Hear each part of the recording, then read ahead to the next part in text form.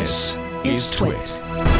First of all, I feel like first and foremost, I need to thank you because I've funded personally 2 of my own music albums on Kickstarter over the past six-ish years, I would say, and very successfully so.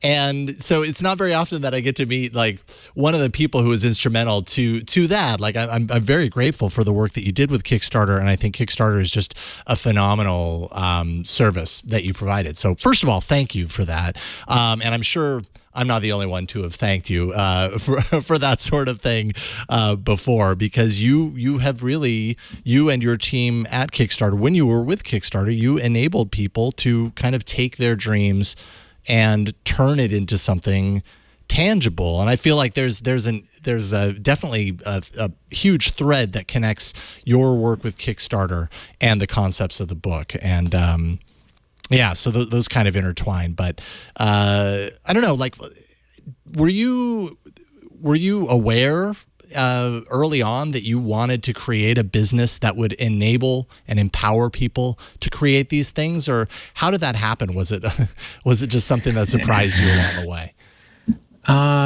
It was Perry Chen who first had the idea for Kickstarter, and he brought myself and Charles Adler on board. And what Perry had initially had was basically the idea for crowdfunding, the idea of a conditional trigger of if a certain amount of money was raised, then a project would happen. If the money wasn't raised, it wouldn't happen. Right.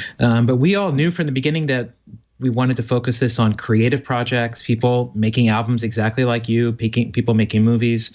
We saw the application for charitable projects or businesses, but that wasn't what we were personally interested in. And so we were hyper focused on this idea of this as a creative tool, because the creative industry was limited by the idea of the only projects that should get funded are ones that could be a hit, ones that could produce a financial return. And, we just saw that as being a limited way of looking at things. And, the book honestly is making that same argument on a larger scale. It is. But I saw with Kickstarter just like the degree of things that became possible. Like one of my favorite Kickstarter projects is a father and a daughter in Atlanta who raised a few $1,000s to do a squirrel census in their park. And so they wanted to document all the squirrels in their park, and they made a beautiful poster, like all 88 squirrels, Chippy and whatever they were named. And it was like a really fun project. It got maybe a couple hundred backers. If you would imagine them going to their local Bank of America to get a loan, or any other way of funding this, there's no way it would happen. But projects like that, if there is excitement, if there's enthusiasm, like they should exist. That should be enough of a reason to justify something. So that was always the big win. And the irony is that there was a giant scoreboard showing amounts of money on every page. But money was just purely instrumental. There was no upside to it. It was just a kind of fuel that people were allowed to convert into whatever they wanted, a squirrel census or 2 records, or, I funded multiple projects myself.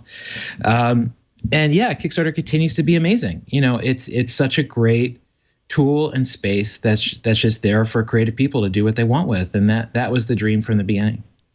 And at some point, Kickstarter moved into becoming a public benefit corporation, which again kind of ties into this like greater good sort of thing here.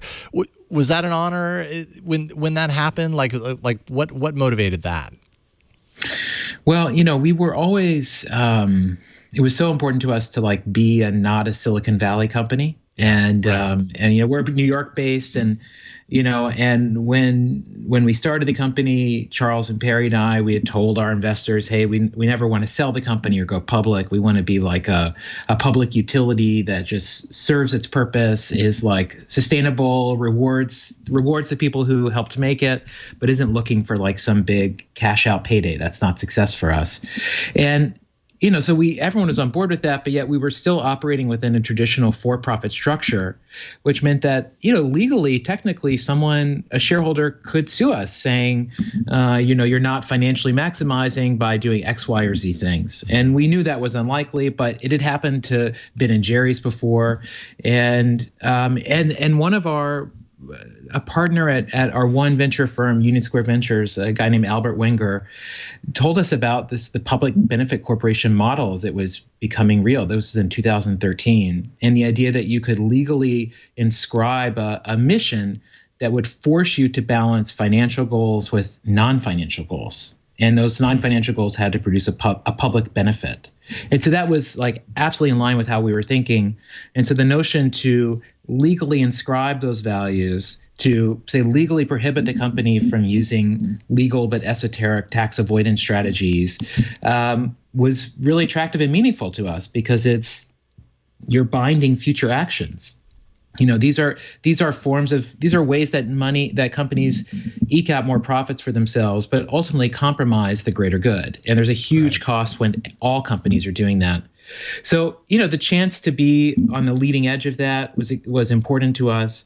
And just to be very clear that, our values were not, we're just not empty slogans on a cafeteria wall, but we were really, challenging ourselves to model what we thought the right behavior was. And that, that's an ongoing process that never stops.